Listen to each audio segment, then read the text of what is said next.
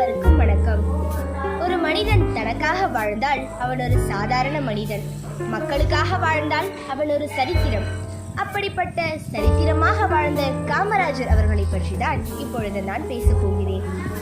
இன்று கல்வியின் ஒளியை ஏழை மக்களின் வீடுகளுக்கு கொண்டு சென்ற மகத்தான தலைவர் தான் காமராஜர். காமராஜர் அவர்கள் 1903ஆம் ஆண்டு ஜூலை 15ஆம் நாள் விருதுநகரில் ஒரு சாதாரண குடும்பத்தில் பிறந்தார். 6ஆம் வகுப்புக்கு மேல் தன்னால் படிக்க முடியாத சூழ்நிலையை சந்தித்தார். நான் படிக்கவில்லை என்றாலும் தமிழகத்தில் லட்சக்கணக்கான குழந்தைகளை படிக்க வழி செய்தார். நான் படிக்கவில்லை, ஆனால் தமிழகத்தில் எந்த ஒரு குழந்தையும் படிக்காமல் இருக்கக்கூடாது என்ற உயர்ந்த எண்ணமே அவரது வாழ்க்கை நோக்கமாக இருந்தது.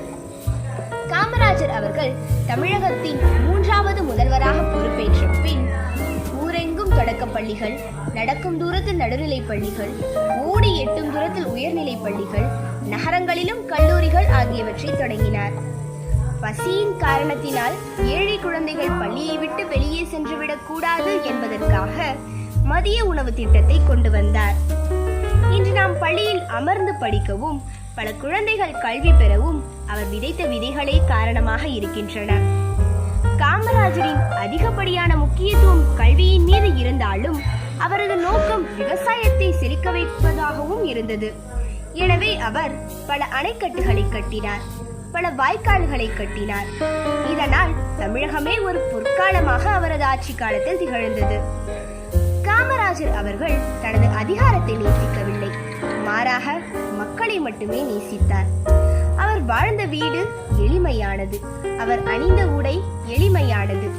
ஆனால் அவரது சிந்தனைகள் உலகம் முழுவதையும் உயர்த்தும் அளவிற்கு உயர்ந்ததாக இருந்தது. இன்று நம்மிடம் கைபேசி இருக்கிறது, இணையம் இருக்கிறது, புத்தகங்கள் இருக்கின்றன, பள்ளிகள் இருக்கின்றன, நல்ல ஆசிரியர்கள் இருக்கிறார்கள். ஆனால் படிக்க வேண்டும் என்ற மனப்பான்மை மட்டும் நம்மிடம் இல்லாததுக்கு காரணம் யார்? சிந்திப்போம். காமராஜர் போராடியது நமக்காக. இன்று அவர் தொடங்கிய பள்ளிகளில் நாம் படிக்கிறோம் என்றால் அவரது கனவை நினைவாக்க வேண்டியது நம் அனைவரின் கடமையாகும். எனவே மாணவர்களாகிய நாம் காமராஜரின் புகைப்படத்திற்கு மாலை அணிவித்து அவரை நினைவு கூர்ந்தால் மட்டும் போதாது.